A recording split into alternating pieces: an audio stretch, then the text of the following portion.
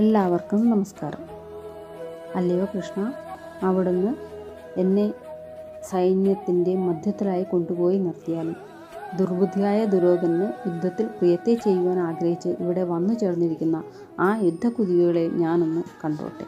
സഞ്ജയൻ തുടർന്ന് പറയുന്നു: അല്ലയോ ധൃതരാഷ്ട്ര മഹാരാജാവേ, അർജുനാൽ ഇപ്രകാരം പറയപ്പെട്ട ശ്രീകൃഷ്ണൻ 2 സേനകളുടെയും മധ്യത്തിലായി ഭീഷ്മർ, ദ്രോണർ, രാജാക്കന്മാർ തുടങ്ങിയവരുടെ മുമ്പിൽ തൻ്റെ ശ്രേഷ്ഠരഥത്തെ കൊണ്ടുചെന്ന് നിർത്തിയിട്ട് അർജുനോട് പറയുന്നു: അല്ലയോ അർജുന, വന്നു ചേർന്നിരിക്കുന്ന ഈ കൗരവന്മാരെ അങ്ങ് കണ്ടാലും.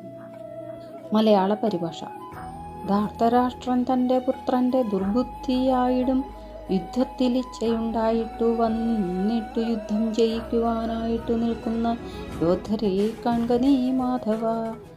അജ്ഞാനമായിടും നിദ്ര ജയിക്കുന്നോരർജുനൻ തന്നെ വാക്കുകൾ കേൾക്കയാൽ പാർത്ഥന്റെ സാരഥി ഇരു സേനാമധ്യത്തിലായിട്ടു നിർത്തിയ തേരു നീ കാണുക. ഭീഷ്മദ്രോണ മുഖ്യന്മാരും പിന്നെയാ രാജാക്കന്മാരവർ തന്നെ മുൻപിൽ വച്ച പാർത്ഥസാരഥി കാട്ടിക്കൊടുക്കുന്നതുണ്ട് നിൻ മക്കളെ കാൺക നീ ഭാരത.